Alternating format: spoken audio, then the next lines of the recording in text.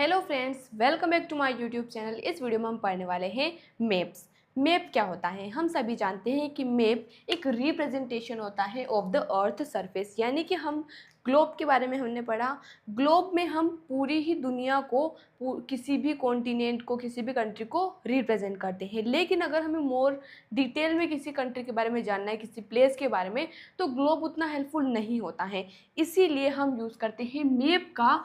तो किसी भी प्लेस के बारे में अच्छे से जानने के लिए मैप बहुत ज़्यादा बेनिफिशियल होता है। ठीक है। एटलस क्या होता है?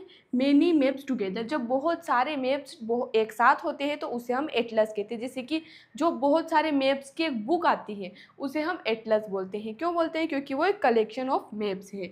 ठीक है। मैप जो होते हैं वो तीन तरह के होते हैं: physical, political and thematic map. Physical map क्या होता है? फिजिकल मैप ऐसा मैप होता है जहाँ पर नेचुरल फीचर्स को बताया जाता है, जैसे कि माउंटेन, प्लेन, रिवर, प्लेट्यू, इस तरीके से। पॉलिटिकल मैप क्या होता है? जहाँ पर countries, boundaries, state, village, cities, इन सभी को बताया जाता है, उसे हम कहते हैं पॉलिटिकल मैप। थीमेटिक मैप क्या होता है? थीमेटिक मैप एक स्पेसिफिक मैप होता है, यानी कि एक स्पेसिफिक चीज़ को रिप्रेजेंट किया जाता है, जैसे कि रोड्स को रिप्रेजेंट करना, इंडस्ट्रीज़ को रिप्रेजेंट करना, फॉरेस्ट डिस्ट्रीब्यूशन को रिप्रेजेंट करना। तो ये कहाँ पे आता है? थीमेटिक मैप के अंदर आता है। ठीक है। एक मैप के तीन कंपोनेंट होते हैं। अगर इन तीन कंपोनेंट का यूज़ नहीं करेंगे या फिर एक कंपोनेंट भी मिसिंग होगा तो मैप इनकम्प्लीट होगा। तीन कंपोनेंट का यूज़ करना बहुत ज़्यादा ज़रूरी है: डिस्टेंस, डायरेक्शन और सिंबल। डिस्टेंस क्या होती है? हमें पता है कि कंट्रीज़ जो होती हैं, वो कोई प्लेस है, बहुत बहुत ज़्यादा डिस्टेंस तो हम पेपर पर शो नहीं कर सकते, तो इसलिए हम यहाँ पर यूज़ करते हैं डिस्टेंस के लिए स्केल का। स्केल इज क्या होता है? स्केल एक रेशियो होता है एक्चुअल डिस्टेंस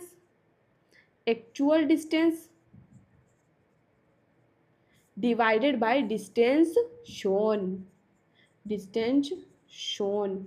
यानी कि मान लेते हैं हमने 10 किलोमीटर डिस्टेंस को 2 सेंटीमीटर से बता रखा है, यानी कि 5 किलोमीटर डिस्टेंस हो गया 1 सेंटीमीटर के बराबर। यानी कि पेपर पे जो 1 सेंटीमीटर डिस्टेंस होगा वो एक्चुअल में 5 किलोमीटर को रिप्रेजेंट करेगा, तो इसी को हम कहते हैं स्केल। तो हम उसी तरीके से 1 सेंटीमीटर 5 किलोमीटर के अकॉर्डिंग ही पूरे मैप को डिज़ाइन करेंगे ताकि डिस्टेंस में कोई फ़र्क ना आए। ठीक है। तो आई होप यहाँ तक आपको समझ आ चुका होगा। और कभी कभी हम क्या करते हैं कि बहुत ज़्यादा डिस्टेंस को कम करते हैं। जैसे किसी कंट्री की बात कर ले, किसी कॉन्टिनेंट की बात कर ले, तो वहाँ पर बहुत ज़्यादा डिस्टेंस, जैसे 500 किलोमीटर डिस्टेंस, उसको हम सेंटीमीटर में रिप्रेजेंट करेंगे तो उसे हम कहते हैं short scale map. Short scale map कहते हैं। ठीक है। अगर हम जैसे कि मान लेते हैं 100 मीटर को 1 सेंटीमीटर से रिप्रेजेंट कर रहे हैं, तो ये कोई बहुत बड़ी डिस्टेंस नहीं है, तो इसे हम कहते हैं लार्ज स्केल मैप। और लार्ज स्केल मैप से हमें ज़्यादा इन्फॉर्मेशन मिल सकती है as compare to small scale. ठीक है। अब अगर हम बात करें डायरेक्शन की, तो डायरेक्शन को रिप्रेजेंट करना भी ज़रूरी है। कौन सी कंट्री किस डायरेक्शन में है, किस डायरेक्शन में कौन सी कंट्री के कौन सा स्टेट लोकेटेड है। तो डायरेक्शन जो होती है, हमें पता है कि 4 मेन डायरेक्शन होती हैं: नॉर्थ, साउथ, ईस्ट और वेस्ट। इन्हें हम कहते हैं कार्डिनल पॉइंट्स। लेकिन कुछ और भी डिस्टेंस होती हैं, जैसे कि नॉर्थ ईस्ट हो गया, नॉर्थ वेस्ट हो गया, साउथ ईस्ट और साउथ वेस्ट, वो क्या होती है? इंटरमीडिएट डिस्टेंस होती हैं। ठीक है। लेकिन मेन कौन सी है? North, south, east, west. इसके बाद सिंबल्स, वेरी वेरी इंपॉर्टेंट। और हमें लगता होगा कि सिंबल हम कोई सा भी अपनी मर्जी से रिप्रेजेंट कर देंगे, नहीं। सिंबल जो होता है इसके लिए एक इंटरनेशनल एग्रीमेंट है कि मैप की जो लैंग्वेज होगी वो यूनिवर्सल होगी, यानी कि सिंबल जो होते हैं फिक्स होते हैं।